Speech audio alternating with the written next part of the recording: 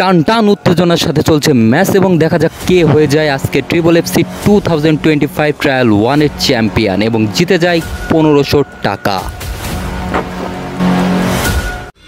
এবং এরই সাথে আমরা পেয়ে গেছি আমাদের আজকের winner. So the winner of triple FC 2025 trial 1 goes to team waiting for 7th February।